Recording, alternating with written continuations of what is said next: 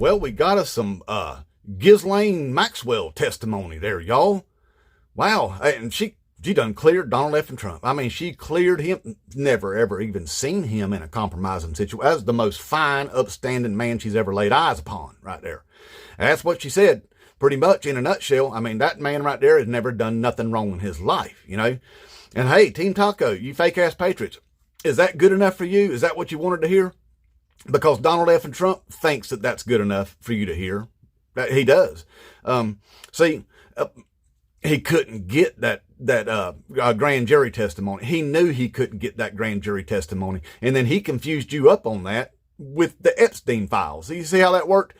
He acted like he was going to give you everything because everything must be in those grand jury testimonies, right? No, see, that grand jury testimony is just a sliver of the evidence. That's all it is. And we've all already heard that evidence through trial transcripts. And they're in PDFs. You can download those off the Google machine. Did you know that? So we already know all that. Donald F. and Trump, he thinks you're so stupid that you'll confuse up grand jury testimony with the actual files. That's what he thinks. And he told you were stupid. Remember, he said you were weak and stupid because you're still interested in the Jeffrey Epstein files. You remember that, don't you, Team Taco? Yeah, you remember. Now then, he gave you some cherry-picked Jizlane Maxwell testimony. Is that good enough that she cleared his beautiful name, his big, beautiful name? She cleared it for you.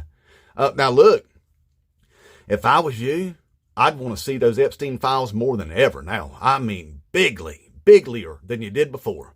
See, because now then he's in the clear. He's perfectly in the clear. You ain't got nothing to worry about. He don't have nothing to worry about.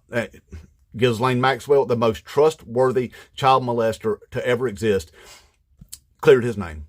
Cleared his name while she was transferred to a minimum security prison to wait out the rest of her time there, which won't be long before she gets herself a pardon for that beautiful testimony that she gave.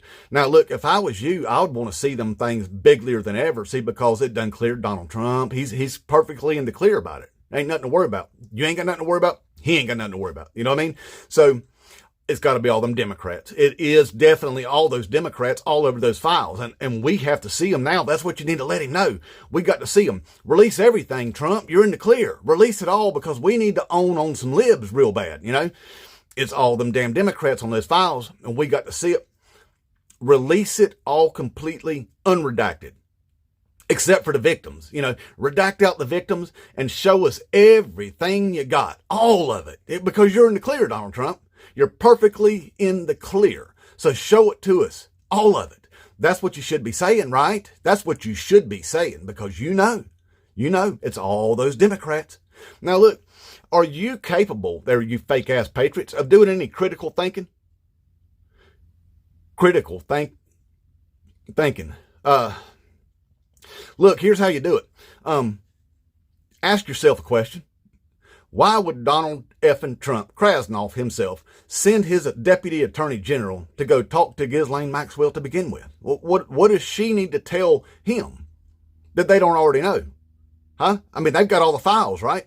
I mean, they've got her court transcripts. They've got all the investigative work on her specifically. Why would they need to talk to her about anything?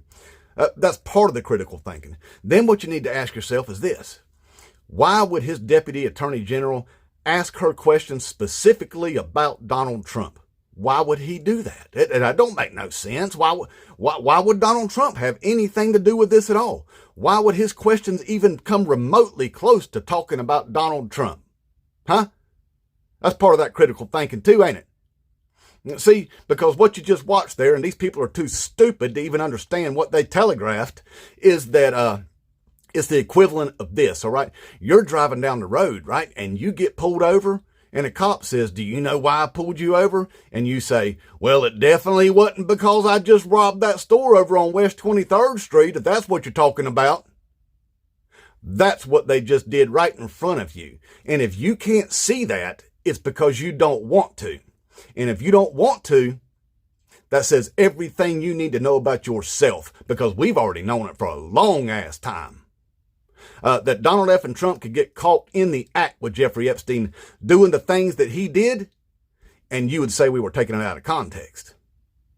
Okay? So like I said, we got us some testimony, okay? Some good old testimony from Jizlane Maxwell right there that cleared his good name. That means you should want to see those files more than anything right now, because you ain't got nothing to worry about, right? That's what I thought. Now, moving on here, since y'all want a dictator up and stuff, because, you know, you're willing to go ahead and believe anything he says, even though you know in your heart that he's got a lot to do with what went on with Jeffrey Epstein, but you don't care. You just pretend to care about them kids now, don't you? You don't give a F about the kids. Now, look, since he's up there dictatoring up there in Washington, D.C., and now they're going to arm up all the military out there for some reason. You know why? It's because what they're trying to do is incite some violence over there. They want some bloodshed going on for y'all, because they know you're all about the bloodsheds. So they're wanting to do that. Now he's talking about sending 1,700 more National Guard all over the country into these blue cities. You know, go figure. Where there's a black mayor, we're going to send brown shirts. You know, that's what he's trying to do there. Now look, I know y'all were big on fighting crime. You know, all of a sudden, y'all used to be big on homeless people, protecting the homeless, helping out the homeless and all that. Y'all used to be that until now. Then you become, let's round up the homeless and turn them into dog food. Now you're on that train, you know. But anyway, since y'all are about fighting crime, hey, I got a good idea. I'm going to go ahead and get on board with that too. I really am. Because whenever this illegitimate administration is removed, and it will be removed, one way or another, it's going to go away. It's going to go bye-bye, okay? Because we don't do fascist dictatorships in this country. So anyway, once it's gone and we have a legitimate government back in place, I think we can go ahead and continue fighting on some crime. I think that's a great idea because, you know what?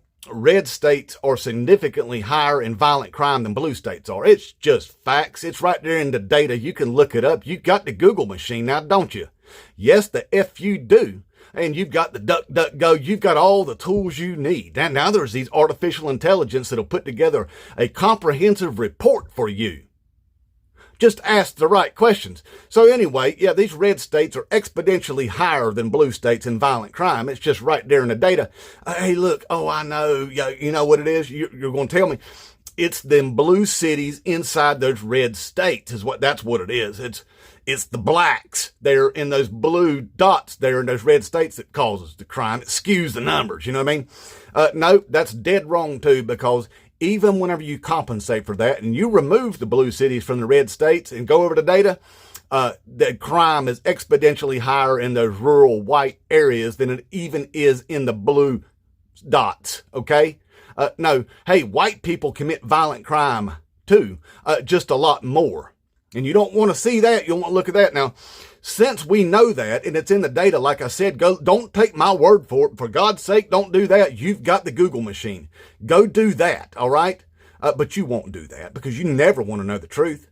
But anyway, since it is a fact, I think we go ahead and continue this crime fighting mission that we're on. And once we get us another legitimate government in, we'll go in there where the crime is actually the highest, right there in your rural white areas with our military, and clean it all up for you, okay?